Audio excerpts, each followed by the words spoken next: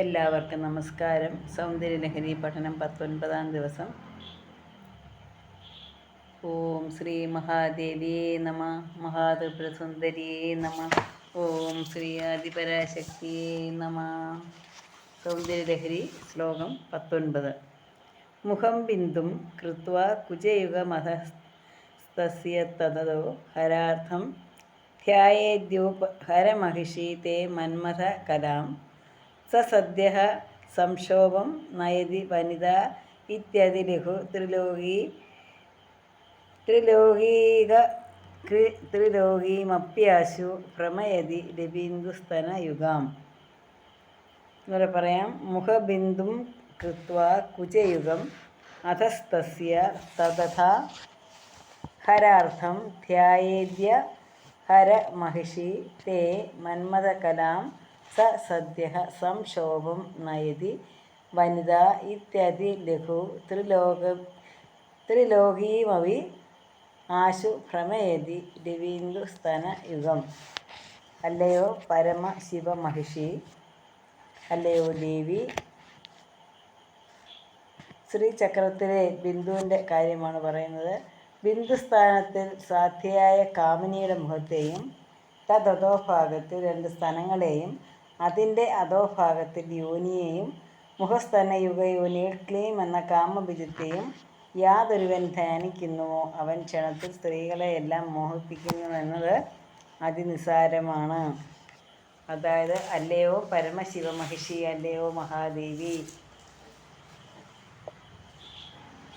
ബിന്ദുസ്ഥാനത്തിൽ സാധ്യയായ കാമിനിയുടെ മുഖത്തെയും, അപ്പോൾ ശ്രീചക്രത്തിലെ ശ്രീചക്രത്തിൻ്റെ മധ്യത്തിൽ കാണുന്ന ബിന്ദു, അത് സാധ്യയായ കാമിനിയുടെ മുഖത്തെയാണ് കാണിക്കുന്നത്.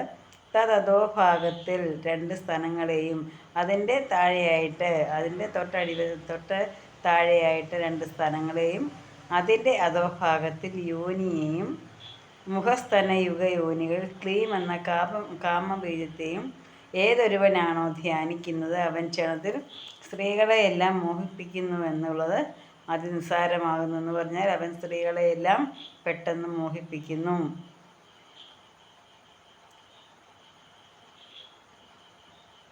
സൂര്യചന്ദ്രന്മാരാകുന്ന 2 സ്തനങ്ങളോടുകൂടി ത്രിലോകി എന്ന സ്ത്രീയെയും കൂടി വേഗത്തിൽ ഭ്രമിപ്പിക്കുന്നു. ഇവിടെ ത്രിലോകി എന്ന് പറയുന്നത് ത്രൈലോക്യത്തെയും 3 ലോകത്തെയും ഭ്രമിക്കുന്നു സൂര്യചന്ദ്രന്മാരാകുന്ന 2 സ്തനങ്ങൾ. അപ്പോൾ ഇവിടെ ശ്രീചക്രത്തിൽ ഇവിടെ എന്താ പറയുന്നത്, മാതൃത്വത്തിൻ്റെ കാര്യമാണ്. ദേവി മാതാവാണ്. അവിടെ കാമഭാവനയോടല്ല കാണേണ്ടത്. ഒരു കുഞ്ഞെങ്ങനെയാണോ ഒരമ്മയെ കാണുന്നത്, ഒരു കുഞ്ഞെങ്ങനെയാണോ അമ്മയിൽ നിന്നും പാല് സ്വീകരിക്കുന്നത്, ആ അമ്മ 2 സ്ഥലങ്ങളിൽ നിന്നും അമ്മ കുഞ്ഞിന് പാല് കൊടുക്കുന്നു.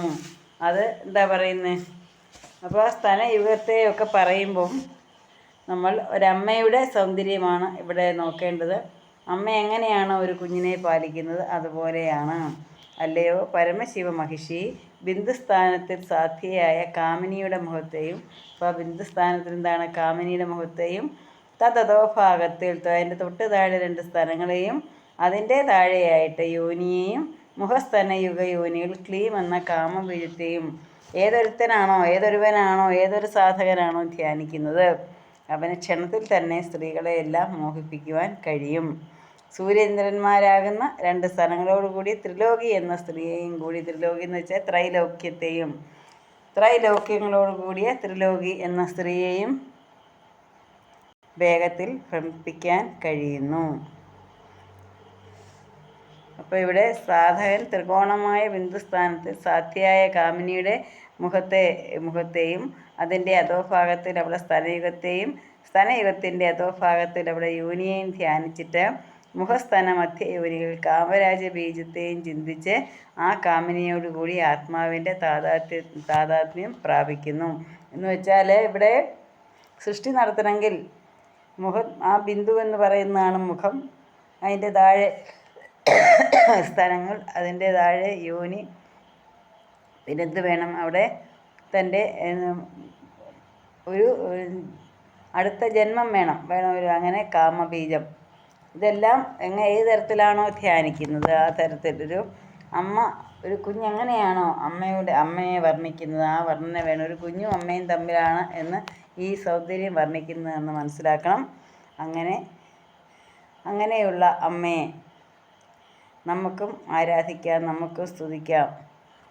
ഓം ത്രിപുര സുന്ദരിയേ നമഃ.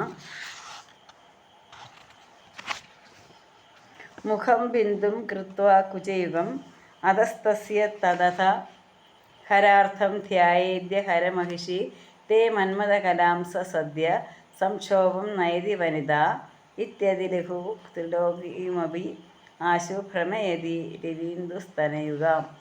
എല്ലാവർക്കും അമ്മയുടെ അനുഗ്രഹം ഉണ്ടാകട്ടെ എന്ന് പ്രാർത്ഥിച്ചുകൊണ്ട് നിർത്തുന്നു. ചെറിയൊരു പനിയുടെ ലക്ഷണമുണ്ട്, അതുകൊണ്ടാണ് ഒരു സൗണ്ടിനൊക്കെ ഒരു വല്ലായ്മ. എല്ലാവരും ക്ഷമിക്കുമെന്ന് വിചാരിക്കുന്നു.